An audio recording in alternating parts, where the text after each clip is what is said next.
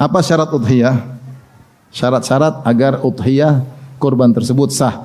Ada 3 syarat. Pertama, syarat terkait dengan hewan itu sendiri. Syarat terkait dengan hewan kurbannya. Yang kedua, syarat terkait dengan sang penyembelih. Dan ketiga, syarat terkait dengan waktu penyembelih. Tapi apa sunnah-sunnah atau hukum-hukum terkait dengan sembelih dan menyembelih? Disebutkan di antaranya, siapa yang punya kelapangan kemudian tidak berkorban, maka jangan dekat-dekat tempat solat kami. Kau pelihara, kau jaga, kemudian kau rawat untuk kau serahkan kepada Allah. Kemudian saya sembelih sendiri. Ini ibadah itu benar-benar terasa. Bismillahirrahmanirrahim. Assalamualaikum warahmatullahi wabarakatuh. Alhamdulillahi ala ihsani wa syukru lahu ala taufiqihi wa amtinani. Asyhadu an la ilaha illallah wahdahu la syarika lahu ta'ziman li sya'ni. Wa asyhadu anna Muhammadan abduhu wa rasuluhu ada ila ridwani. Allahumma salli alaihi wa ala alihi wa ashabihi wa ikhwani. Hadirin dan hadirat yang dirahmati oleh Allah Subhanahu wa taala. Pada kesempatan kali ini kita akan membahas tentang hal-hal yang terkait dengan al-udhiyah atau kita kenal dengan kurban, ya, dengan kurban.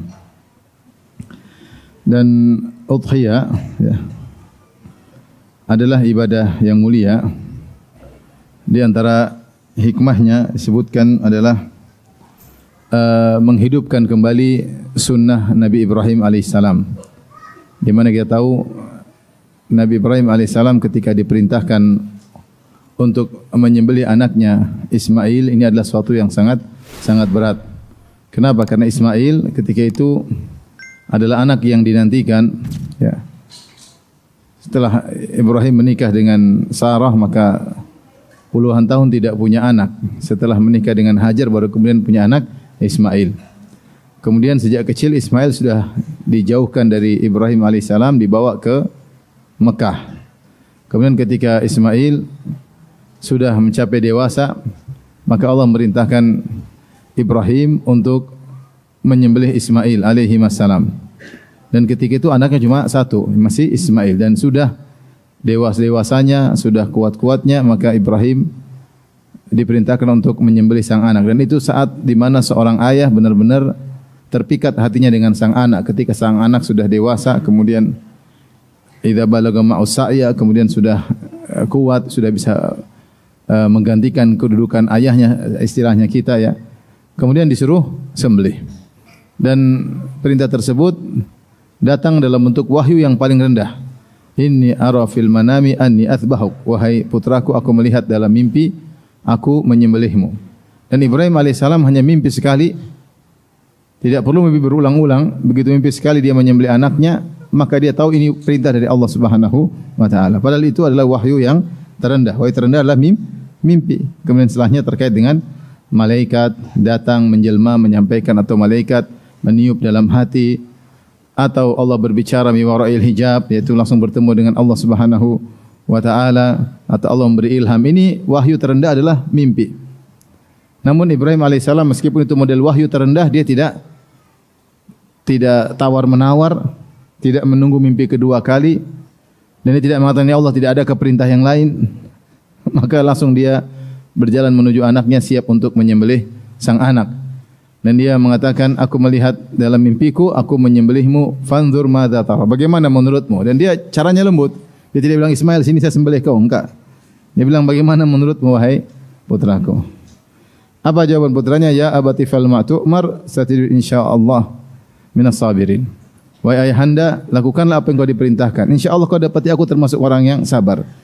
Ismail pun tidak sombong. Dia bilang insyaallah, dia tidak ujub. Insyaallah saya sabar. Ya. Maka akhirnya Ibrahim mau menyembelih putranya. Dan ini adalah orang yang paling dicintai oleh Ibrahim. Dan subhanallah, Ibrahim adalah Khalilullah, kekasih Allah Subhanahu wa taala. Dan hanya 2 nabi yang diberi gelar kekasih Allah, yaitu Ibrahim dan siapa? Muhammad sallallahu alaihi wasallam. Wattakhadallahu Ibrahim khalila, Allah menjadikan Ibrahim sebagai kasihnya. Kata Nabi sallallahu alaihi wasallam, "Innallaha attakhadhani khalila kama attakhadha Ibrahim khalila." Allah jadikan aku kasihnya sebagaimana Allah menjadikan Ibrahim sebagai kekasihnya. Dan Ibrahim kekasih Allah, maka Allah menguji Ibrahim pada perkara-perkara yang sangat dia cintai. Saat itu yang paling dicintai anaknya. Sudah dijauhkan sejak lama, sekarang dulu suruh disembelih. Namun dia tanpa tegar dia melaksanakan, tidak menyembelih putranya Ismail, dan Ismail juga luar biasa siap untuk disembelih. Maka mana yang lebih afdal, Ibrahim atau Ismail? Yang satu siap menyembelih putra paling dia cintai, yang satu siap disembelih oleh ayahnya. Subhanallah. Dua-duanya hebat, dua-duanya hebat. Maka kemudian Ismail dibalikkan kepalanya, dibalikkan wa tallahu lil jabin, itu ditaruh di pelipisnya agar disembelih dari belakang, agar dia tidak melihat bagaimana sakitnya wajah anaknya ketika disembelih. Ketika Ibrahim akan menyembelih, maka Allah ganti wa fadainahu bidzibhin azim, maka Allah ganti dengan kibas, yaitu dengan domba, untuk mengganti Ismail. Jadilah sejak itu ada syariat udhiyah, kurban setiap tanggal 10 Zulhijjah. Disebutkan kejadian Ibrahim ketika menyembelih Ismail itu pada tanggal 10 Zulhijjah, itu hari nahar. Maka kita menghidupkan syariat atau syiar menyembelih untuk mengingat bahwasanya Allah terkadang menguji seorang pada perkara-perkara yang dia cintai, agar dia mendahulukan kecintaan Allah. Dan siapa yang mendahulukan kecintaan Allah, maka akan datang solusi. Ibrahim dan Ismail mendahulukan cinta mereka kepada Allah, maka Allah Subhanahu wa taala kasih solusi berupa Allah mengganti dengan domba. Ini di antara hikmah kita berudhiyah, berkorban. Oleh karenanya udhiyah adalah syiar, maka sembelihnya bukan sembunyi-sembunyi dalam rumah, enggak ya. Tapi sembelihnya di luar. Bahkan kalau penguasa atau pemerintah, maka habis salat Id dia menyembelih di musalla, di tempat lapangan salat Id. Habis salat Id, khutbah selesai, nyembelih korban tersebut di hadapan rakyat. Kan ini syiar. Bukan hal yang disembunyi-sembunyikan. Tinggal seorang yang menyembelih harus ikhlas kepada Allah, bukan untuk pamer-pameran, bangga-banggaan bahwa kambing saya yang paling besar, sapi saya paling besar, onta saya yang paling besar, sapi limosin 1 ton, sapi yang paling garang dan sangar yang sudah menanduk pagar rumah saya. Enggak, dia harus ikhlas kepada Allah Subhanahu wa taala. Dia syiarkan dan dia ikhlas. Bagaimana kita berhaji, kita ikhlas. Bagaimana kita pergi salat berjamaah di masjid, orang semua lihat, kita berusaha ikhlas. Maka demikian juga ketika menyembelih, hati-hati, harus ikhlas kepada Allah Subhanahu wa taala. Jangan sampai untuk riya, karena ini juga rentan untuk riya. Apalagi yang dia mau sembelih sapi besar, gemuk, limosin 1 ton, luar biasa. Sementara yang lain kambingnya kecil-kecil. Yang lain 7 orang gabung, sapinya pun cuma 350 kg. Dia sendiri 1 ton, luar biasa ya. Dikarenanya seorang ikhlas kepada Allah Subhanahu. Jadi intinya untuk menghidupkan kembali sunnah Nabi Ibrahim alaihissalam.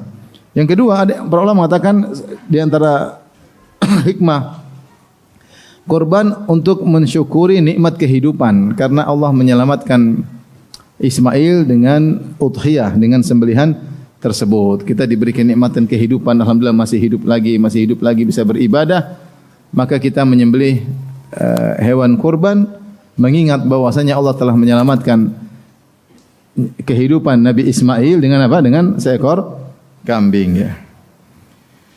Kemudian juga di antara hikmah dari udhiyah adalah memberi kelapangan, tausiah, kelapangan kepada keluarga, makan kambing, makan sapi, makan onta, kemudian diberikan kepada fakir miskin ya, yang jarang-jarang makan kambing setahun sekali kita kasih kambing tersebut, 1/3 buat fakir miskin. Boleh juga kita kasih hadiah 1/3 buat tetangga, teman-teman, meskipun mereka kaya, kita kasih hadiah ini juga boleh. 1/3 kita makan, 1/3 kita buat fakir miskin, 1/3 buat hadiah. Sebenarnya juga mengatakan di antara hikmahnya agar kita tidak ragu ya, bahwasanya Allah menciptakan hewan untuk dimakan. Mungkin sebenarnya mengatakan kok syariat Islam sadis, nyembelih nyembelih sapi, nyembelih onta, nyembelih kambing. Sebagian mereka bikin isu seperti, bahkan pernah jadi hinaan. Tidak salah waktu saya ke ke Amsterdam, kawan-kawan cerita dulu ada orang kafir yang suka mengejek syariat ini. Apa itu nyembelih sadis? Ya. Mungkin dia maunya makan tempe melulu kali, tidak mau nyembelih apa hewan. Hewan ya disembelih ya, sembelih. Ya disembelih untuk dimakan bukan untuk dibuang. Disembelih untuk apa? Dimakan agar kita enggak usah ragu bahwasanya Allah menghalalkan makan hewan-hewan tersebut. Hewan-hewan tersebut diciptakan oleh Allah untuk kita makan. Maka tidak mengapa kita sembelih untuk kita memakannya, bahkan untuk kita berikan kepada fakir miskin. Apa bedanya kalau kamu menyembelih di waktu yang lain ya? Di waktu yang lainnya. Jadi ini di antara hikmah-hikmah.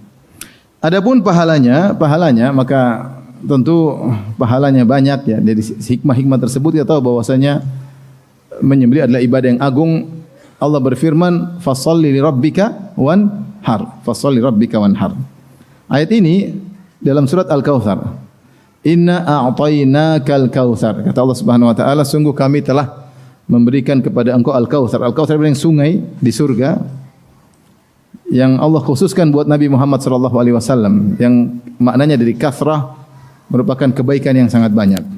Setelah Allah mengatakan, wahai Rasulullah, kami telah berikan engkau spesial sungai di surga namanya Al-Kautsar, maka dari itu sholli li rabbika wanhar, maka salatlah karena Allah dan menyembelih karena Allah. Kata para ulama di antara Syekhul Islam Ibnu Taimiyah rahimahullah taala, bahwasanya di antara bukti bersyukur atas nikmat yang Allah berikan di antaranya salat dan menyembelih. Ini di antara bukti terbesar seorang menunjukkan dia bersyukur kepada Allah Subhanahu wa taala. Salat terkait dengan ibadah raga, badan, udhiyah, menyembelih terkait dengan ibadah harta. Makanya Allah khususkan di situ. Allah mengatakan, karena aku, seakan-akan Allah berfirman, karena aku telah memberikan kepada engkau wahai Muhammad Al-Kautsar di surga, di nikmat yang luar biasa, fasholli, maka salatlah karena Allah dan menyembelihlah karena Allah. Ini menunjukkan menyembelih ibadah yang agung, karena dia adalah konsekuensi dari bersyukur kepada Allah Subhanahu wa taala.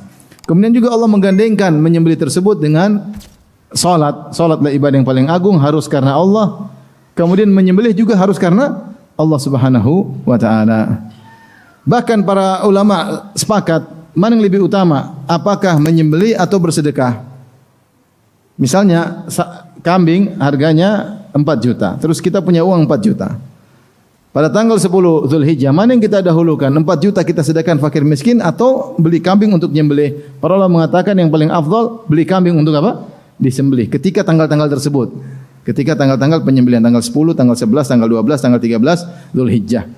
Lebih afdal kau beli kambing, kau sembelih. Kenapa? Karena Rasulullah SAW mempraktikkan tersebut. Di zaman Nabi juga ada orang miskin, tapi Rasulullah SAW sengaja untuk menyembelih kambing. Dan demikian juga dipraktikkan oleh para khulafaur rasyidin. Mereka setelah wafatnya Nabi, mereka sengaja untuk membeli hewan di hari-hari tersebut untuk disembelih. Adapun selain tanggal 10, 11, 12, 13 Zulhijjah ya sedekah, tergantung mana yang butuh. Tapi ketika hari-hari tersebut yang lebih afdal adalah menyembelih daripada menggunakan uang tersebut untuk apa? Sedekah. Karena di balik menyembelih hewan kurban ada ibadah yang agung, yaitu ibadah iraqatud dam. Ibadah menyembelih, mengalirkan darah. Terlebih lagi masalah menyembelih ini, kurban ini adalah syiar bukan cuma umat Islam, juga syiar-syiar ahlu syirik. Para dukun sering mempersyaratkan untuk apa? Menyembelih ayam ya. Saya pernah lihat sendiri. Ada orang beli tanah, kemudian dukunnya bilang ini tanah ada penjaganya, supaya penjaganya tidak ganggu kamu sembelih ayam hitam 3 ekor. Maka selesai ayamnya disembelih, kemudian darahnya dituangkan di tanah tersebut ya. Dituangkan di tanah tersebut, kemudian dibangunlah rumah di situ, kemudian akhirnya cerai suami istri. Beneran ini kisah nyata. Subhanallah. Kemudian betapa banyak orang-orang tanya saya, Ustaz, ada proyek di suatu kampung, Ustaz. Tetapi mereka mempersyaratkan kalau saya ingin buka lahan harus belikan mereka babi untuk mereka sembelih untuk ruh-ruh. Haram, saya bilang enggak boleh. Jadi menyembelih juga syiarnya ahlu syirik. Bahkan sebagian orang bukan menyembelih hewan, menyembelih manusia. Menyembelih manusia untuk diserahkan kepada ruh-ruh dewa-dewa yang mereka sembah ya. Dan ini kebiasaan juga ahlu jahiliyah, menyembelih untuk berhala-berhala mereka. Makanya Rasulullah mengatakan, la'anallah man dzabaha li ghairillah. Allah melaknat orang yang menyembelih kepada selain Allah. Oleh karenanya syiar menyembelih adalah syiar kita menyembelih karena Allah Subhanahu wa taala.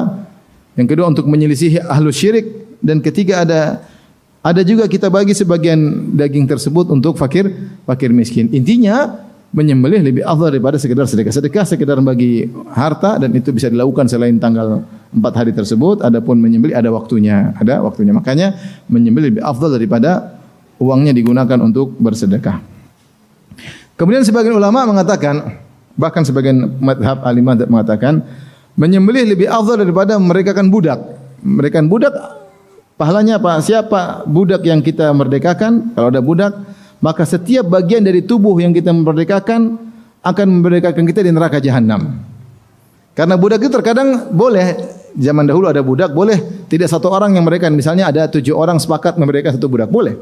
3 orang sepakat memerdekakan satu budak. Maka seakan-akan sepertiga tubuh dari budak yang dia merdekakan tersebut mewakili sepertiga tubuhnya untuk dibebaskan dari neraka jahanam. Kalau dia sendiri memerdekakan budak, maka dia akan dibebaskan dari neraka jahanam karena dia telah memerdekakan orang tersebut. Sebagian ulama madhab mengatakan menyembelih di hari-hari tersebut kurban lebih afdal daripada memerdekakan apa? Budak. Seakan-akan isyarat bahwasanya siapa yang menyembelih karena Allah Subhanahu wa taala akan memerdekakan dia dari neraka jahanam. Meskipun tidak ada nas secara tegas, tapi ini pendapat sebagian ulama. Baik.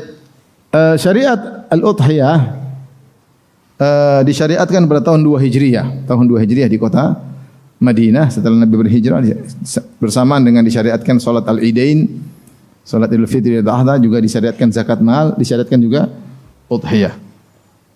Baik. Sembelihan banyak modelnya.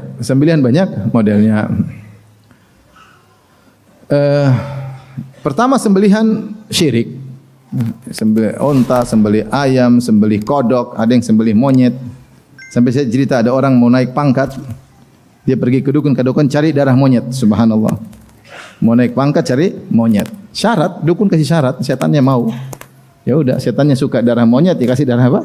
Monyet supaya naik pangkat. Itu dilakukan oleh sebagian orang. Ini semua kesyirikan, menyembelih karena selain Allah. Adalah syirik, dosa besar, mengeluarkan seorang dari Islam. Ya, mengeluarkan seorang dari Islam. Syirik untuk penguat sihirnya, syirik untuk menyembelih untuk menguatkan sihirnya, menyembelih untuk diserahkan kepada penjaga pantai lah, penjaga sawah lah, dewi sawah lah, dewa pantai lah. Ini semua syirik. Ini semua apa? Syirik. Ya. Kadang-kadang diganti nama-namanya, hati-hati ya.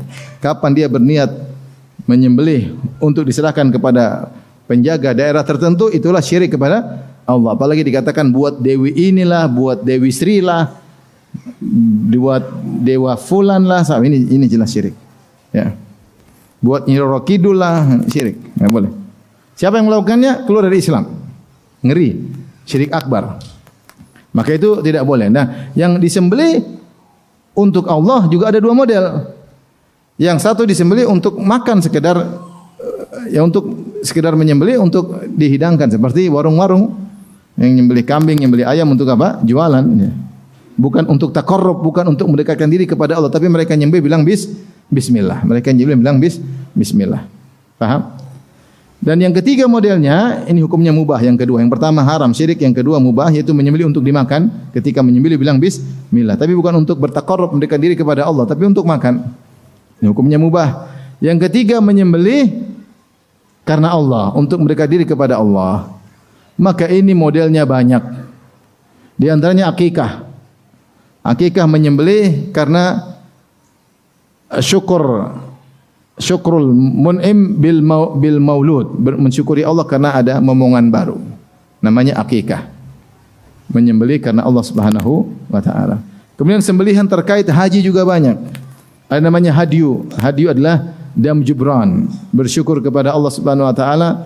Bukan dam syukur, bukan dam jubran, dam syukur, yaitu darah yang dialirkan sebagai bentuk syukur kepada Allah karena dalam satu nusuk dalam satu safar bisa melakukan 2 kegiatan, baik haji tamattu maupun haji qiran. Maka orang yang berhaji tamattu atau haji qiran wajib menyembelih hadyu. Ini juga hadyu, ini sembelihan karena Allah Subhanahu wa taala. Dan kebanyakan jemaah haji Indonesia adalah haji tamattu.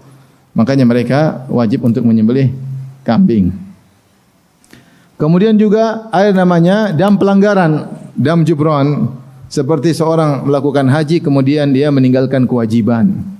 Kapan dia meninggalkan kewajiban maka wajib bagi dia untuk menyembelih kambing. Seperti dia lewat mikot, dia tidak berniat. Sudah mikot lewat lupa berniat, maka ini wajib menyembelih kambing. Contohnya di Arafah sebelum matahari terbenam dia sudah keluar dari Arafah, maka ini juga namanya dia harus menyembelih, namanya dam jibran. Dan semisal demikian juga dam kafarah. Misalnya dia harus pakai karena sakit maka dia harus pakai celana padahal dalam kondisi ihram, maka dia boleh milih, di antaranya boleh milih untuk menyembelih. Taib. Dan ada di antaranya udhiyah yang sedang kita bahas, udhiyah. Nah, udhiyah sembelihan, maka ada sembelihan yang disepakati oleh para ulama hukumnya wajib. Hukumnya wajib jika dia bernazar saya akan berkorban tahun ini. Maka ketika itu kurban hukumnya apa? Wajib. Karena dia bernazar. Karena dia bernazar. Tetapi seandainya tidak bernazar dan dia punya kelapangan, apakah wajib bagi dia untuk berkorban? Maka khilaf di kalangan para ulama. Sebenarnya mengatakan kurban hukumnya wajib. Ya. Karena Rasulullah pernah mengatakan siapa yang mendapati kelapangan kemudian tidak menyembelih fala yaqrabanna masjidana, maka jangan sekali-sekali dekat ke masjid kami. Karena sudah punya duit, dikasih ke lapangan, tidak mau korban, jangan dekat masjid kami. Kata sebagian ulama, ini hukumnya menunjukkan wajib berkorban. Namun mayoritas ulama berpendapat bahwasanya kurban atau udhiyah tidak wajib.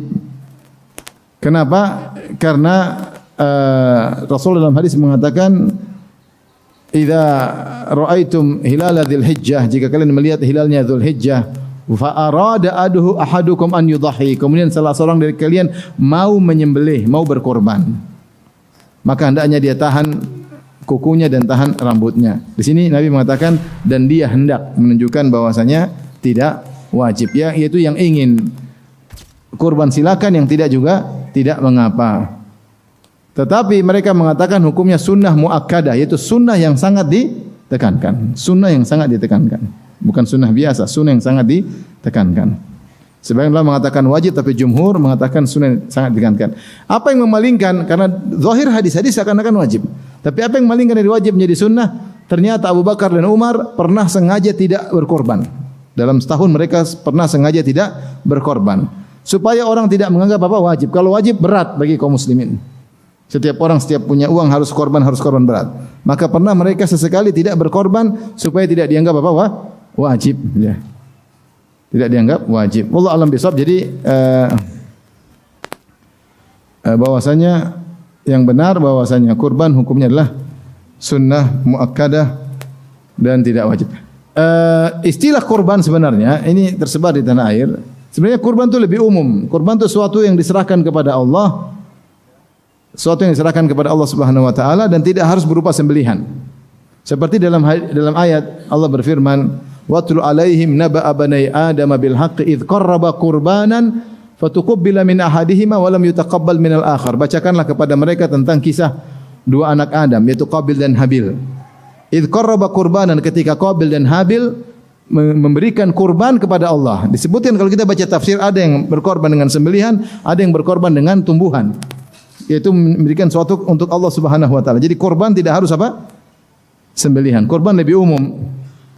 Dan korban itu tidak harus tanggal 10 Dzulhijjah. Nah, kalau udhiyah itu sembelihan dan khusus pada tanggal 10 Dzulhijjah, 11 Dzulhijjah, 12 Dzulhijjah, 13 Dzulhijjah. Tapi sudah jadi istilah kita bilang apa? Kurban. Jadi saya sekarang tidak bilang udhiyah lagi ya, tapi saya bilang apa? Kurban jadi bahasa Indonesia. Udhiyah sebenarnya bahasa Arabnya apa? Udhiyah. Tapi orang Indonesia menerjemahkan dengan apa? Korban. Padahal korban itu istilah tersendiri. Tapi intinya pendapat yang dipilih oleh para ulama bahwasanya mayoritas ulama bahwasanya kurban hukumnya sunnah muakkadah, itu sunnah yang sangat ditekankan meskipun tidak sampai derajat wajib. Taib. Orang yang haji apakah boleh berkorban? Orang yang haji yaitu dia sudah berangkat ke Mekah dan Madinah. Kemudian tugas dia kebanyakan adalah kalau haji tamattu atau haji qiran, maka wajib bagi dia untuk menyembelih hadiu. Apakah dia juga disyariatkan untuk berkorban? Maka khilaf di kalangan para ulama. Sebagian ulama mengatakan tidak wajib secara mutlak. Tugas dia hanya hewan hadyu di Mekah sana. Dia sembelih di tanah haram, namanya hadyu. Apakah dia haji tamattu atau haji qiran? Sebagian ulama mengatakan boleh dia untuk berkorban, ya. Sunnah dia meskipun dia hewan hadyu, kalau dia punya kelapangan pengen berkorban, korban juga tidak ada masalah. Ada hadyu, ada korban. Sebagaimana dicontohkan oleh salah seorang sahabat kalau tidak salah Ibnu Umar, dia ingin berhaji, maka dia letakkan uang di keluarganya, dia bilang ini untuk hewan kurban. Jadi dia berhaji, kemudian dia juga sisihkan untuk hewan kurban, dan itu Allah alam pendapat yang kuat karena tidak ada larangan bagi seorang yang berhaji meskipun dia wajib untuk membayar hewan hadyu, tapi dia juga disunnahkan kalau mau untuk juga berkorban. Tidak jadi masalah, tapi tidak wajib. Tidak wajib. Tidak wajib. Kenapa? Karena saya pernah ketemu kasihan ibu-ibu hajian. Ketika dia haji dikasih uang kalau enggak salah uang jajan oleh zaman dulu 1.500 real. Terus dia bilang, aduh dek, uang saya sudah habis. Kenapa habis bu? Untuk beli kambing 3. Lah kenapa kambing 3? Kan cuma 1 saja. Kata dia, ustadznya bilang harus beli kambing 3. Kambing apa aja? Pertama kambing hadyu, kambing haji katanya. Ini benar. Yang kedua katanya kambing korban juga harus apa? Beli. Yang ketiga namanya kambing pelanggaran. Ibu melanggar, katanya tidak melanggar tapi pasti melanggar. Ini rupanya ustadznya penjual kambing ya. Orang haji wajib kambing 1 aja yang wajib. Kalau dia mau tambah pun kambing apa? Kambing korban kalau mau. Kalau enggak juga apa-apa. Jangan mewajibkan orang dengan tinggal akhirnya uang belanja dia 1.500 real habis, tinggal berapa real karena kambing mungkin 100 real ketika itu habis. 300 real cuma bisa buat beli permen ya. Kurang ajar nih orang-orang ini kadang-kadang kurang ajar sama jemaah haji. Celaka mereka orang-orang yang mengerjain tamu-tamu Allah. Ya, sudah buka travel cari untung dari tamu-tamu Allah, dibohongin lagi. Luar biasa mereka itu. Gimana dosanya? Dulu orang-orang musyrikin Arab, mereka berbangga-bangga bisa memberi pelayanan kepada jemaah haji. Ini malah menipu jemaah haji. Suruh beli kambing 3, itu kambingnya pun tidak ada kadang-kadang. Saya ditanya sama orang, Ustaz, saya kemarin sudah nyembelih. Loh, kita belum tanggal 10. Iya, saya sudah nyembelih hewan dia. Tapi saya ragu, Ustaz. Kenapa ragu? Kambingnya kecil sekali, Ustaz. Kecil sekali. Sah atau tidak? Saya bilang sama dia, itu kambing apa kucing? Kambing, Ustaz. Kambing atau kucing? Kayaknya kucing, Ustaz. Saking kecilnya. Malah jemaah haji dibohongin, kasihan. Tamu-tamu Allah datang dari jauh, sudah nunggu puluhan tahun.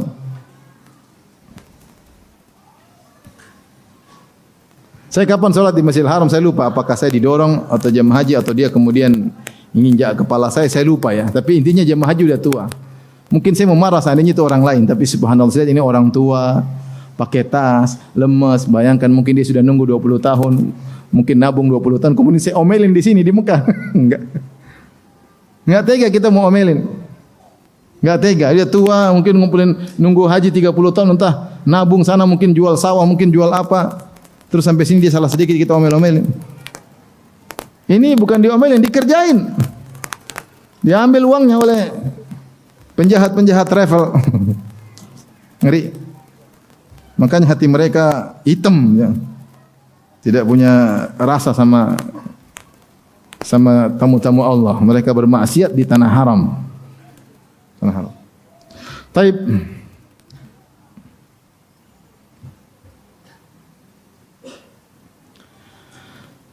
Ikhwan dan akhwat yang rahmatillah subhanahu wa ta'ala.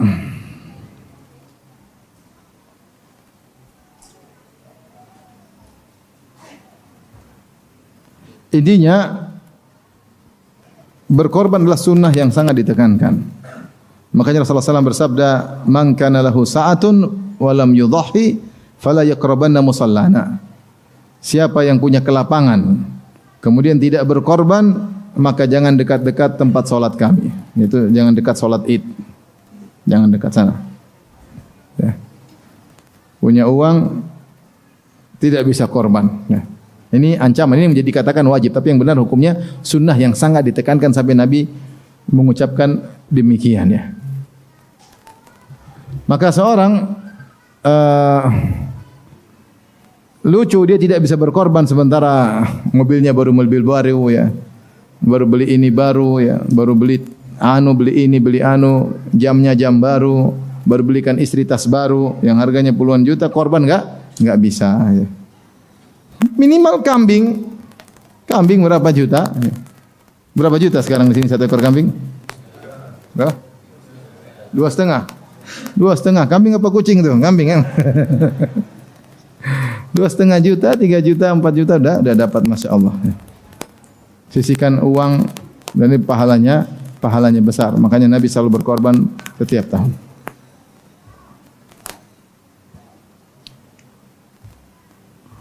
Taib.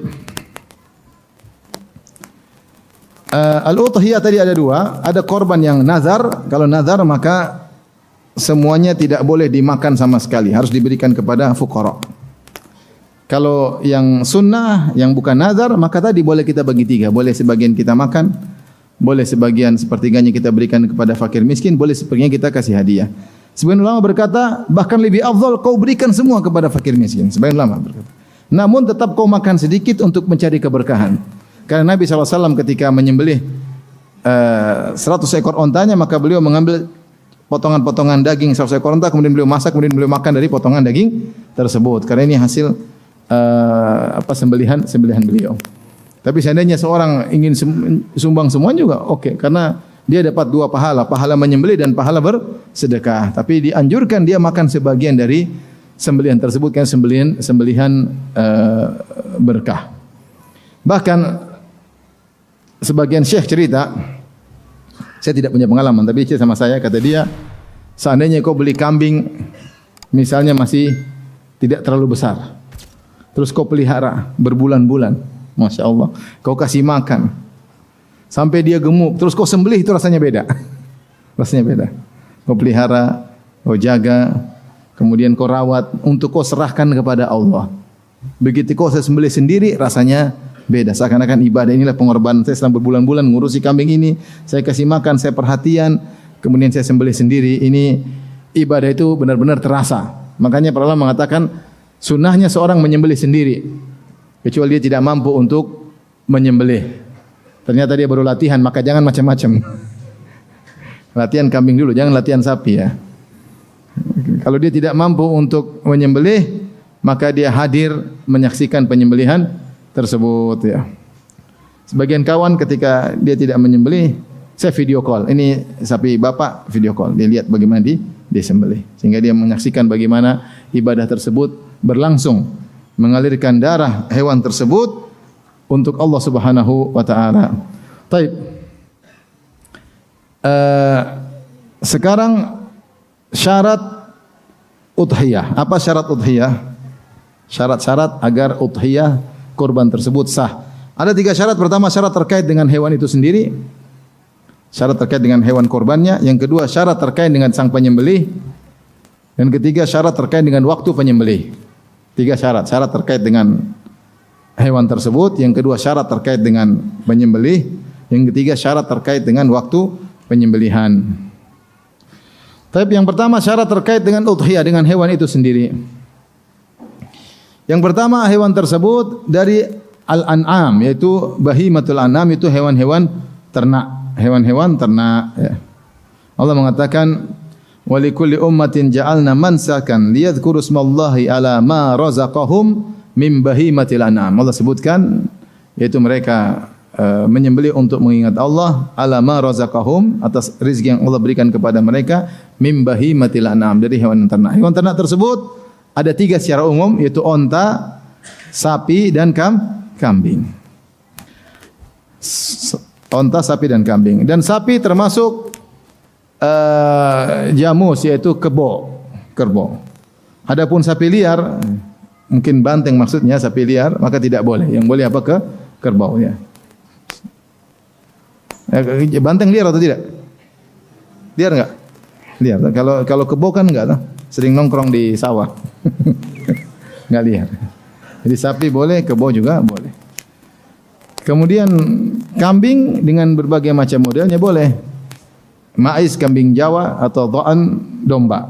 Kambing atau domba juga boleh. Ini semua boleh disembelih. Dan tidak mengapa betina atau jantan. Sebagaimana akikah tidak mengapa betina ataupun jantan. Karena tersebar di sebagian orang kalau akikah harus hewan jantan. Padahal enggak, betina boleh, jantan boleh. Demikian juga masalah kurban, boleh betina, boleh apa?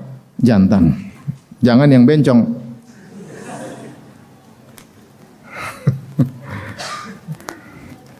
Jangan yang pelangi ya. Baik. Berikutnya adapun selain hewan ternak maka tidak boleh. Seperti ada yang mengatakan kuda lebih mahal daripada sapi. Saya ingin menyembelih kuda untuk Allah. Tidak boleh. Tidak sah. Kalau ingin menyembelih kuda buat makan ya silakan. Tapi untuk kurban maka tidak sah. Ya, atau saya ingin menyembelih karena tidak punya uang, saya ingin beli ayam. Ayam kemudian saya sembelih karena Allah Subhanahu wa taala. Enggak bisa jadi kurban. Kalau kau potong untuk bagi-bagi oke, tapi untuk hewan kurban tidak boleh. Yang boleh hanya hewan-hewan ternak sebagaimana yang tadi telah kita sebutkan, onta, sapi dan kerbau, kemudian kambing yaitu kambing Jawa, maiz dan domba. Kemudian apalagi burung-burung tidak boleh. Ini semua tidak boleh. Kemudian terkait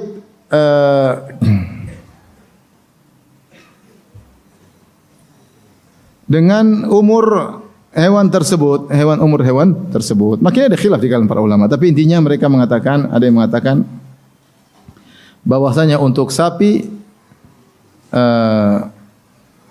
di atas 2 tahun. Kalau onta di atas 5 tahun. Kambing Jawa pun di atas 2 tahun. Adapun domba, ada yang mengatakan di atas tahun, yang di atas 6 bulan. Ada khilaf. Tapi intinya untuk domba lebih ringan daripada saya tidak sempat mentarjih mana, tapi itu ada khilaf dengan para ulama terkait dengan dha'an atau domba. Ya.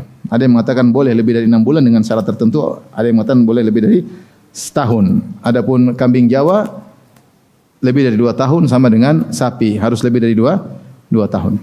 Adapun onta lebih dari 5 tahun. Maka jangan menyembelih kalau di bawah umur ya. Tidak boleh. Kemudian juga terkait dengan syarat hewannya adalah selamat. Yang ketiga, jadi pertama tadi jenisnya bahimatul an'am, yang kedua umurnya harus sesuai dengan umurnya, dan yang ketiga harus selamat dari aib. Taib. Adapun syarat ketiga harus selamat dari aib yang buruk, yang jelas. Dan kebanyakan kalau kita perhatikan aib-aib tersebut adalah terkait dengan yang bisa mengurangi daging dari hewan tersebut. Jadi Rasulullah SAW melarang ketika seorang menyembelih tidak boleh kemudian menyembelih hewan yang pincang, yang jelas pincangnya, kemudian yang buta, yang jelas butanya, yang sakit, yang jelas sakitnya, dan yang sangat kurus, Para ulama mengambil kesimpulan, kenapa hewan yang pincang tidak boleh, kenapa hewan yang buta tidak boleh, kenapa hewan yang kurus tidak boleh, ya, kenapa hewan sakit tidak boleh? Karena hewan-hewan ini potensi untuk dagingnya sedikit. Ketika dia pincang, dia baru jalan sebentar, temannya sudah diluan, sudah makan rumput habis, dia baru sampai. Makanya dia kurus. Kalau dia sakit pun demikian, dia mau bergerak menuju tempat makan susah, akhirnya dia kurus. Apalagi kelihatan sekali sakitnya. Kemudian yang sudah memang dari sananya kurus sekali, ini juga tidak pantas untuk jadi sembelihan untuk dikorbankan kepada Allah Subhanahu wa taala. Tidak boleh, ya. Tadi yang pincang, kemudian yang sakit, yang buta dan yang sangat kurus. Ini yang datang nas dari Nabi SAW tidak boleh 4 perkara ini. Itu buta, awal itu buta sebelah atau buta apalagi buta. Kemudian bayyin arajua, yaitu benar-benar pincang sekali. Kemudian yang kurus, ya. Kemudian yang tadi yang sakit. Nah, selain 4 ini, maka ada khilaf di kalangan para ulama. Ya. Selain 4 ini, maka ada khilaf di kalangan para ulama.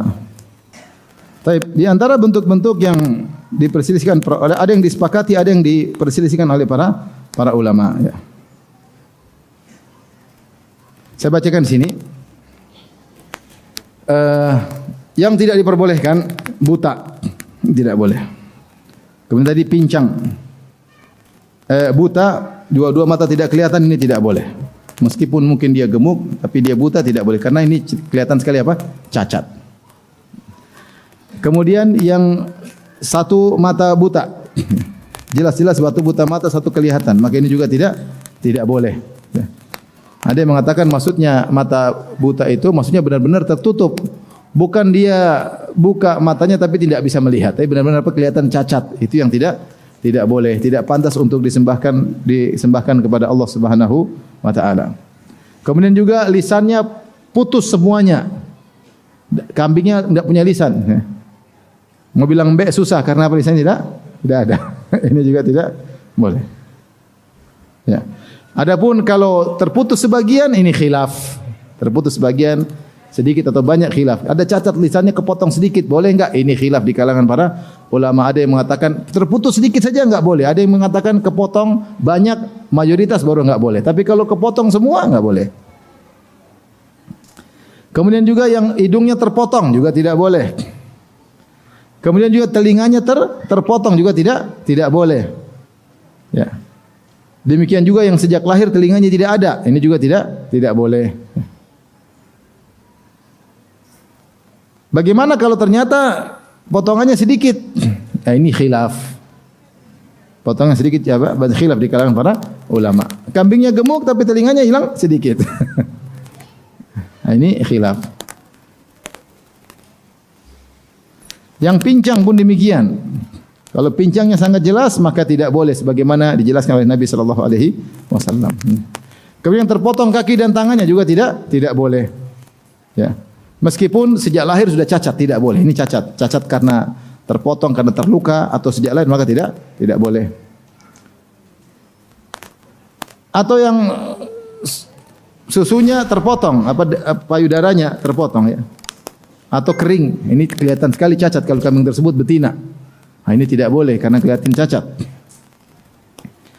Atau kemudian pantatnya terpotong, pantatnya tepos, maka ini ada khilaf. Ada yang mengatakan tidak boleh, ada yang mengatakan tidak mengapa pantatnya tepos, yang penting perutnya besar, dagingnya banyak. Ada khilaf. Karena ini tidak ada dalil. Yang dalil cuma 4 tadi bilang. Dalil cuma 4 apa?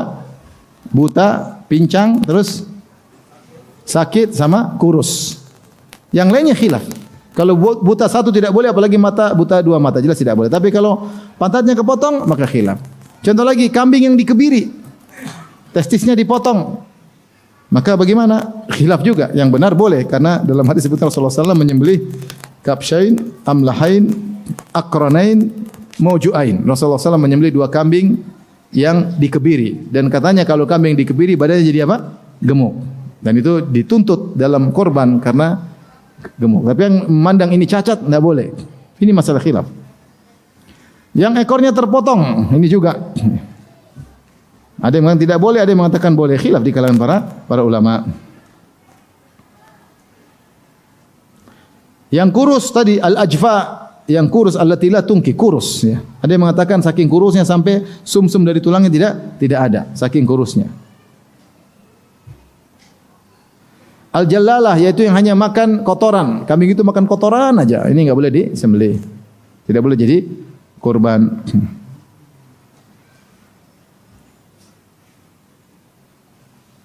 Dan berbagai macam ya model, tapi intinya cari yang sehat ya, cari yang sehat. Sebagian orang musyrik saja kalau mau menyembelih kebo untuk diberikan kepada Nyi Roro Kidul ya, harus cari kebo yang gemuk karena Nyi Roro Kidul tidak mau terima ya. Ini untuk Allah Subhanahu wa taala, cari yang paling murah, yang paling kurus. Kalau bisa dibelah 2. Tadi kita sudah sebutkan di antara syarat-syarat yang terkait dengan hewan tersebut yang akan dijadikan korban. Yang pertama harus binatang ternak, yang kedua di antaranya selamat dari aib-aib ya. Yang telah kita sebutkan ada yang diperselisihkan dan ada yang disepakati. Ya, di antaranya bahwasanya yang ketiga hewan tersebut adalah milik orang yang akan menyembelih. Ya. Jangan dia nyembelih kambingnya orang. Ya. Harus milik apa? Sendiri. Harus milik sendiri.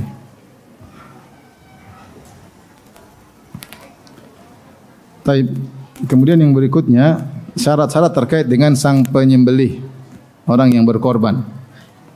Yang berkorban harus memenuhi syarat-syarat berikut ini. Di antara yang pertama, dia harus berniat untuk korban.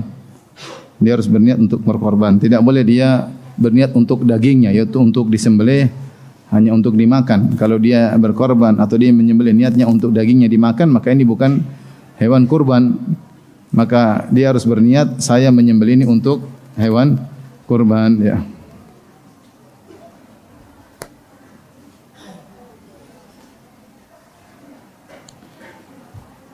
Kemudian yang kedua, bahwasanya kalau kambing hanya cukup untuk satu orang, hanya untuk cukup satu orang. Adapun sapi atau onta, maka satu ekor sapi bisa buat 7 orang dan satu ekor onta bisa juga untuk 7 orang. 7 orang. Seandainya dia ingin bersyarikat men-share biaya untuk beli hewan sapi atau onta, maka ketujuh-tujuhnya ini maksimal 5 boleh, 4 boleh, 3 boleh. Tapi maksimal berapa? 7. Maksimal 7. Maka ketujuh-tujuhnya harus berniat untuk berkorban. Jangan sampai misalnya 6 orang niat untuk berkorban, satunya niatnya untuk daging sembelihan aja untuk makan. Maka tidak sah. Ketujuh-tujuhnya harus berserikat pada hewan ini, semuanya harus untuk ibadah, untuk kurbah kepada Allah Subhanahu wa taala. Bahkan ada yang mengatakan meskipun berbeda tujuan-tujuan mereka, ada yang satu untuk korban, ada yang satu untuk untuk hadiu misalnya, ini masih boleh karena semuanya adalah takarrub kepada Allah Subhanahu wa taala. Yes. Ada yang seperti satu orang, sepertujuh sapi ini niatnya untuk korban, untuk udhiyah. Satu orang yang lain niatnya sepertujuh sapi ini adalah untuk misalnya hadiu. Ya. Yang satu orang lagi untuk hadiu qiran, satunya lagi untuk hadiu tamattu. Ya.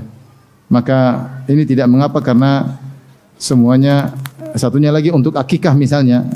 Jadi yang jatuh untuk kurban cuma sepertujuh sapi ini, tetapi ketujuh orang ini semuanya niatnya untuk bertakarrub kepada Allah Subhanahu wa taala, meskipun niat takarrub mereka berbeda-beda. Tapi ini jarang terjadi. Yang terjadi rata-rata 7 orang semuanya niat untuk apa? Kurban, untuk udhiyah. Ini sekedar saya sebutkan aja karena disebut oleh para ulama. Perlu saya ingatkan bahwasanya di sini ada 2 share tasyrik. Pertama, share terkait dengan pembelian hewan tersebut. Yang kedua terkait dengan share pahala. Share pahala. Adapun kalau share terkait dengan men-share, yaitu bersyarikat untuk membeli hewan tersebut, maka untuk sapi maksimal berapa orang? 7 orang. Untuk onta maksimal berapa orang? 7 orang. Kambing maksimal berapa orang? Satu orang. Tidak boleh lebih.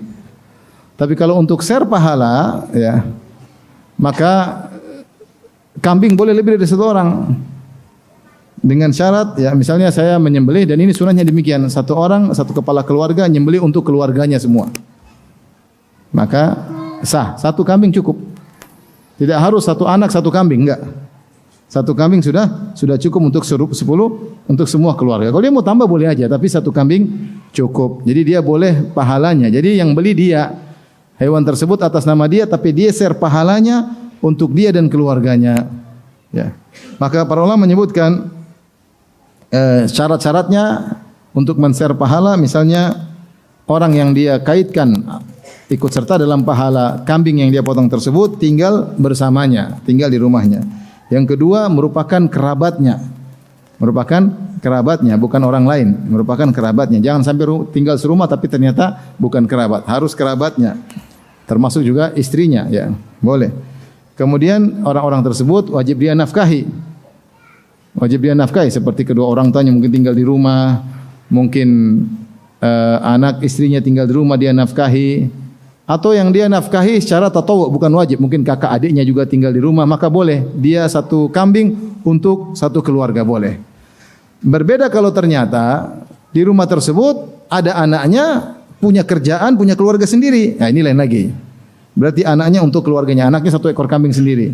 Dia 1 ekor kambing untuk anak-anak yang masih tersisa di rumah yang masih dia ayomi.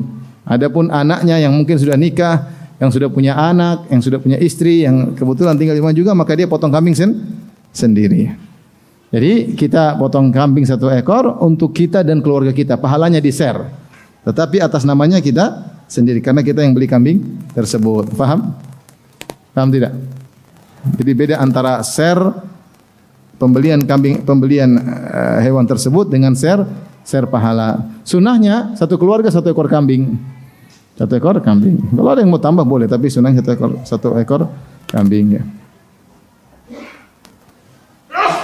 Kemudian jika dia sudah beli seekor sapi. Dia sudah beli seekor sapi dan dia bilang ini sapi akan saya korbankan sendirian. Saya enggak mau ada yang gabung-gabung. Kemudian 3 hari kemudian dia ada keperluan untuk beli motor. Kamu gabung nggak? Mau gabung nggak sama saya? Ini nggak boleh. Kalau dia sudah beli dan sudah lunas dan itu memang untuk dia 1 sapi itu dia sendiri, maka dia tidak boleh ngajak orang lain lagi. Karena sudah terfokuskan duit dia sudah belikan niatnya untuk korban. Maka tidak boleh ditawarkan lagi, sudah kita bagi 7 deh, saya 1/7-nya. Kenapa? Saya mau beli motor, uangnya nggak boleh. Sudah terlanjur.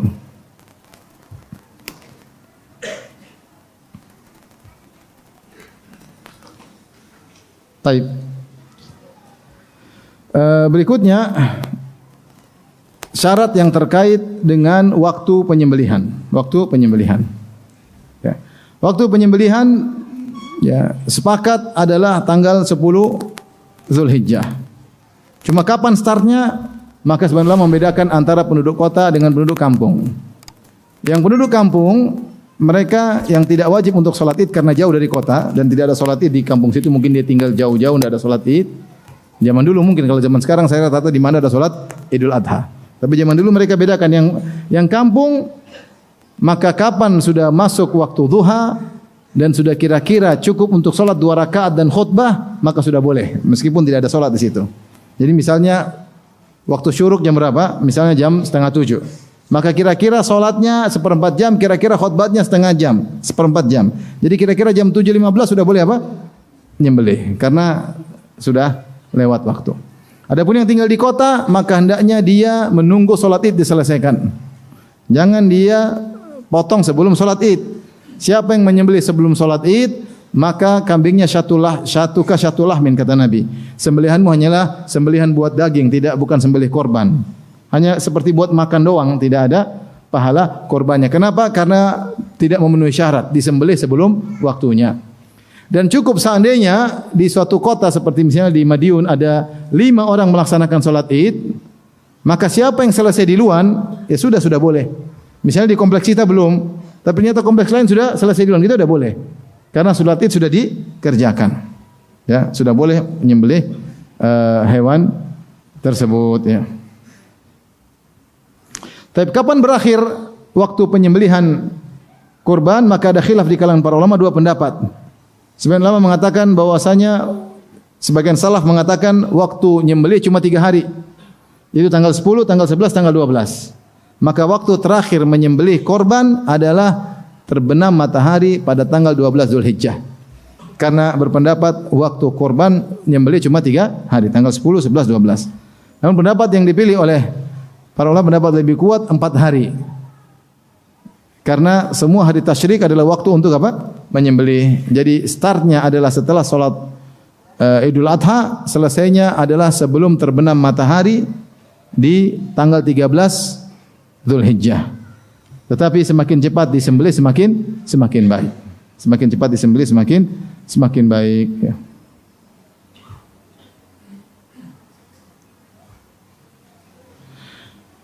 Taib, bagaimana dengan kalau menyembelih di malam hari? Menyembelih di malam hari ya. Semua sepakat di malam Idul Adha tidak boleh menyembelih karena belum startnya, paham? Malam 10 yaitu tanggal 9 di malam harinya tidak boleh menyembelih. Karena start menyembelih di waktu selesai salat Idul Adha. Dan semua sepakat malam ke-14 itu hari 13 maghrib tidak boleh lagi nyembelih. Tapi bagaimana dengan malam 11 dan malam 12? Apakah boleh menyembelih di malam hari? Malam 11 yaitu tanggal 10 di malam hari yaitu malam ke-11 Zulhijjah sama malam ke-12 Zulhijjah. Maka sebagian ulama mengatakan ya bahwasanya hukumnya sah namun makruh. Hukumnya sah namun makruh. Ini pendapat Hanabilah dan Syafi'iyah. Pendapat Malikiyah berkata tidak sah, tidak sah. Ada khilaf di kalangan para ulama. Oleh karenanya sebisa mungkin tidak menyembelih di malam hari. Ya, meskipun tidak ada dalil yang tegas bahwasanya tidak sah, tapi paling tidak dikatakan apa? Makruh, tidak dikatakan makruh ya. Kecuali mazhab Syafi'iyah mengatakan ya, tidak mengapa disembelih malam hari kalau ternyata memang tidak memungkinkan. Hewan sembelihan terlalu banyak. Kalau mau dicicil hanya dipotong di siang hari, bakalan banyak hewan korban yang terlewatkan. Oleh karenanya kalau memang mendesak, tidak apa-apa di malam hari. Tapi kalau tidak ada keadaan darurat, potongnya di siang hari, jangan di malam hari. Semakin cepat disembelih semakin baik.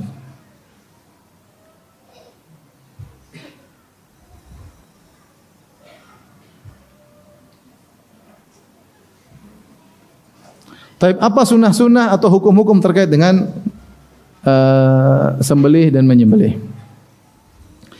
Disebutkan di antaranya seorang yang ingin menyembelih maka hendaknya dia mengikat sembelihannya beberapa hari. Dia persiapkan hewannya, dia rawat dengan baik. Kalau perlu dia taruh di dalam kandang ya, karena dia ingin serahkan kepada Allah Subhanahu wa taala. Bahkan disebut dalam buku-buku fikih yaitu di taklid, yaitu diletakkan gantungan tertentu sebagai tanda bahwasanya dia akan disembelih. Bahkan dipakai tajlil, yaitu ada semacam pakaian khusus diletakkan di atas unta tersebut, kain untuk menunjukkan dia akan disembelih. Ini kebiasaan dulu di zaman Nabi SAW ketika mereka membawa hewan dari Madinah ke Mekah untuk diserahkan disembelih di tanah haram. Sehingga hewan ini orang tahu adalah untuk disembelih, dikasih ikatan-ikatan tertentu. Kemudian hendaknya hewan tersebut dibawa ke tempat penyembelihan dengan baik, dengan tenang, jangan kasar ya. Karena Allah memerintahkan untuk berbuat ihsan. Innallaha katabal ihsan ala kulli syai'. Allah menyuruh untuk berbuat baik kepada segala sesuatu, termasuk berbuat baik kepada hewan. Kemudian di antaranya hendaknya menajamkan pisaunya ya sebelum menyembelih, tapi jangan diasah di depan hewan ya. Kasihan dia ya. Jangan diasah di depan apa? Hewan. Rasulullah mengatakan, "Wa idza dzabhtum fa ahsinu dzibha." Kalau kalian menyembelih, nyembelih dengan cara yang baik. Wal yuhidda ahadukum syafratahu wal yurih dzabihatahu. Maka tajamkanlah pisaunya dan agar memudahkan menyembelih sembelihannya ya. Ini di antara adab yang harus diperhatikan. Kemudian orang yang ingin menyembelih ya, maka dia tidak boleh memotong rambutnya, segala rambut yang ada di badannya ya, jenggotnya tidak boleh, bulunya tidak boleh, bulu kemaluan tidak boleh, termasuk kukunya tidak boleh. Tapi ini hukumnya tidak wajib, hukumnya apa? Sunnah, hukumnya sunnah. Kenapa sunnahnya demikian? Ada yang mengatakan dua illah, ada yang mengatakan sebabnya adalah untuk meniru-niru orang yang ihram. Orang ihram tidak boleh seperti itu, maka dia niru-niru. Ya, dia niru karena jemaah haji ketika tanggal 8 mereka sudah tidak boleh potong rambut, tidak boleh potong kuku dan yang lainnya, siap untuk berihram, kemudian nanti mereka baru boleh setelah tanggal 10. Maka meniru-niru ihram. Ada yang mengatakan enggak, agar ketika disembelih hewan dia dalam kondisi tidak ada yang terkurang dari tubuhnya, rambutnya tidak ada bulunya yang terkurang, sehingga ketika disembelih sudah 10 hari sejak terlihat hilal Zulhijjah, yaitu di akhir bulan Dzulqa'dah di malam hari, yaitu besok tanggal 1 Zulhijjah sudah kelihatan hilalnya sekarang, maka dia sudah menahan diri, tidak boleh potong kuku, tidak boleh potong rambut, tidak boleh cukur bulu kemaluan, sehingga ketika dia menyembelih hewannya dalam kondisi tubuhnya sempurna dengan bulu-bulu dan semuanya itu seakan-akan sempurna memerdekakan dia dari neraka Jahannam. Seakan-akan sempurna ketika dengan menyembelih hewan tersebut dia sempurna merdeka dari neraka Jahannam. Pendapat sebagian ulama. Taib, apakah keluarga juga ikut menahan potongan enggak, keluarga enggak. Kepala keluarga saja. Karena kambing tersebut atas nama siapa? Dia. Kalau yang sapi 7 orang ya 7-7-nya. Paham? 7-7-nya. Nah, misalnya sapi 7 orang. Kemudian setiap orang juga mewakili dia share pahala untuk keluarganya, boleh atau tidak? Boleh. 7 orang tersebut masing-masing share pahala untuk keluarganya boleh. Tetapi yang tidak cukur rambut, tidak cukur kuku, potong kuku cuma yang atas nama dia, paham? Keluarganya enggak.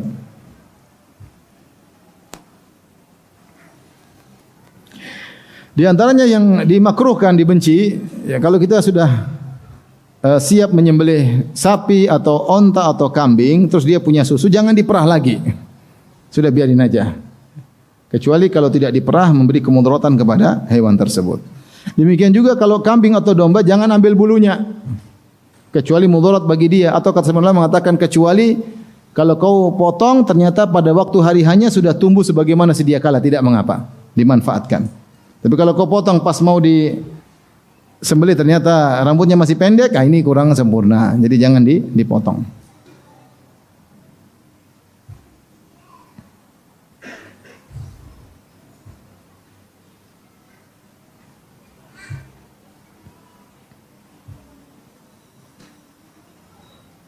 Di antaranya juga dibenci atau makruh hewan yang kita mau sembelih ternyata kita tunggangi. Ini onta kita tunggangi lagi. Udah jangan, udah diparkir aja lah hewan-hewan tersebut. Diparkir siap untuk apa? Disembelih ya. Maka jangan ditunggangi, jangan disakiti, disayang-sayangnya untuk disembelih.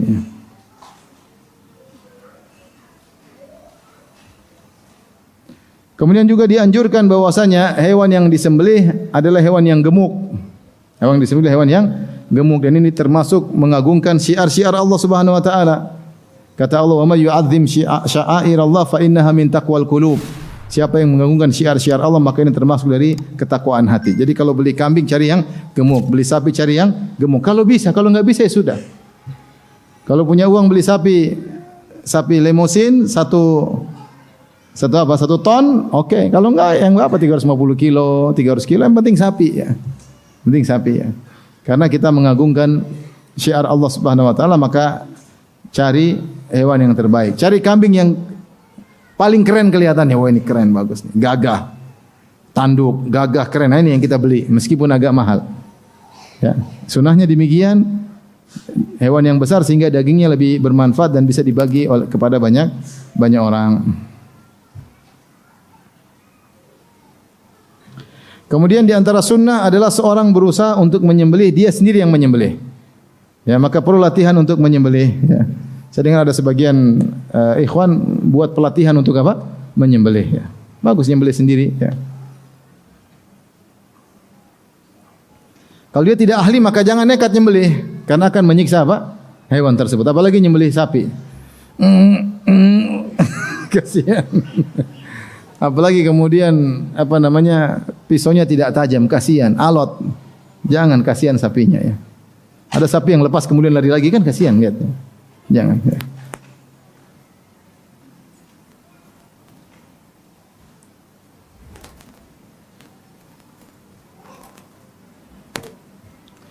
Kemudian di antaranya ketika menyembelih berdoa ya. Mengucapkan zikir ya, seperti disebutkan Rasulullah berkata, "Inni wajjahtu wajhiya lilladzi fatara as-samawati wal arda." Kemudian ala millati Ibrahim hanifa wa ma ana minal musyrikin. Inna salati wa nusuki wa mahya wa mamati lillahi rabbil alamin la syarika lahu wa bidzalika umirtu ana minal muslimin. Lalu Nabi berkata, "Allahumma minka walak an Muhammadin wa ummatihi bismillah wallahu akbar." Kemudian baru disembelih. Itu ini wajah tu wajhiyah. Atau kita yang penting jangan lupa kita bilang Allahumma minka walak. Ya Allah, ini daging darimu dan saya kembalikan kepada Engkau. Terus kita bilang bismillahi Allahu akbar. Baru disembelih.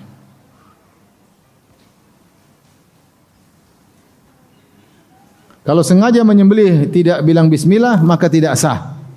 Sengaja menyembelih tidak bilang bismillah maka itu jadi bangkai, tidak sah. Tapi kalau lupa, khilaf di kalangan para ulama. Dia sembelih buru-buru supaya lupa langsung sembelih, tidak bilang bismillah. Wah, sudah terlanjur tadi lupa bilang bismillah, maka ini khilaf. apakah sah atau tidak jadi bangkai atau jadi hewan sembelihan. Maka jangan lupa untuk bilang bismillah ya. Kemudian di antara sunnah adalah segera menyembelih, jangan ditunda hari ke-11, hari ke-12, sebelah hari ke-13 kecuali darurat, saking banyak hewan tidak sempat untuk disembelih. Kalau bisa disembelih tanggal 10 semuanya bagus. Ya. Sehingga cepat selesai. Karena Allah berfirman, "Wasari'u ila maghfiratin min rabbikum wa jannah." Bersegeralah menuju ampunan Allah dan menuju surga yang luasnya seluas langit dan bumi. Kemudian kalau sudah disembelih, ditunggu sampai semua gerakan tubuh hewan tersebut tenang. Ya. Tidak boleh menyembelih sampai kepalanya putus. Cuma 2-4 urat kerongkongan, urat tenggorokan dipotong, setelah itu dibiarkan. Sampai darahnya keluar semua, sampai hewan tersebut tenang, baru dikuliti. Saya lihat sendiri sebagian penjagal karena buru-buru, belum mati baik-baik dia sudah apa? Kulit. Ini masih hidup, sudah dikerjain. Ini masih gerak, udah dikerjain, dipotong, enggak boleh, ya, enggak boleh. Kemudian jangan menyembelih kambing di depan temannya. Kalau memang berdekatan, ambil kain untuk tutup. Dia mendengar teriakan temannya, dia sudah gelisah. Apalagi dia lihat temannya disembelih di depan mata. Ya. Jangan. Ya. Kalau ingin sembelih dengan cara yang baik, ditutup. Kemudian jangan lupa kalau disembelih maka kalau kambing atau sapi dijadikan lehernya menghadap apa? Kiblat. Baru kemudian disembelih ya, sembelih. Ahli jagal pada ngerti hal ini ya. Kemudian tadi di antara sunnah ketika menyembelih setelah disembelih kita makan dari daging tersebut ya. Makanya segera dilakukan ya. Ya. Pernah kita mencoba untuk praktek misalnya nyembelih sapi. Lama ternyata. Kerjain lama sampai jam 11 baru masak. Kelaparan ya. Tapi kalau kambing cepat, saya kulitis itu. Ya, kalau kita punya kambing, punya sapi, apa yang sudah masak duluan kita makan ya. Sunnahnya demikian, kita makan sebagian dari hewan tersebut karena itu hewan yang berkah ya. Kemudian dianjurkan untuk bersedekah dari hewan tersebut ya. Sebenarnya membagi menjadi 3, sepertiga untuk disedekahkan, sepertiga untuk dibagikan untuk tamu atau untuk kawan-kawan, dan sepertiga dia makan sendiri ya. Dia makan sendiri ya. Kalau dia berikan semuanya kepada fakir miskin tidak mengapa, itu juga baik ya. Tapi sebaiknya dia makan sebagian karena dia makan hewan yang berkah yang dia serahkan untuk Allah Subhanahu wa taala.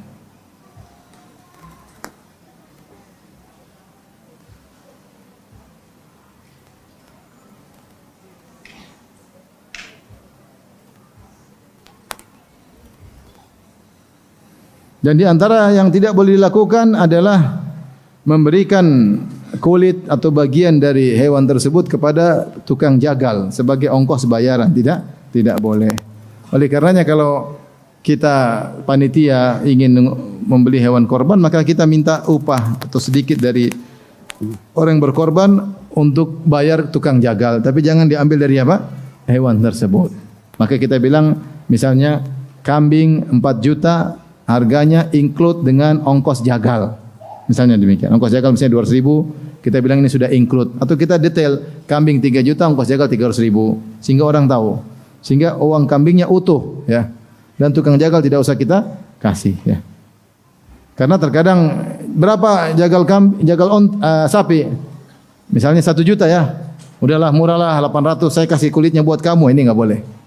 Berarti kulit tadi ya digunakan untuk pembayaran, maka tidak boleh. Terus bagaimana Ustaz? Ya kasih sama orang yang perlu. Kalau dikasih ke orang miskin, Ustaz ternyata kulitnya dijual, ya enggak apa-apa, itu urusan dia.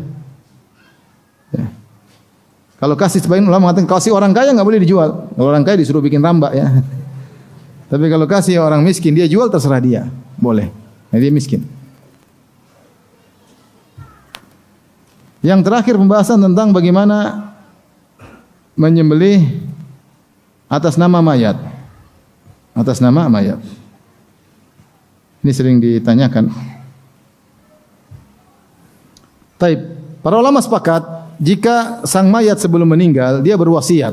saya berwasiat untuk sebagian harta saya untuk kurban, ya, atau untuk diwakafkan sebagian hartanya, kemudian digunakan untuk kurban, maka ini boleh dengan kesepakatan ulama, karena sebenarnya dia ingin berkorban.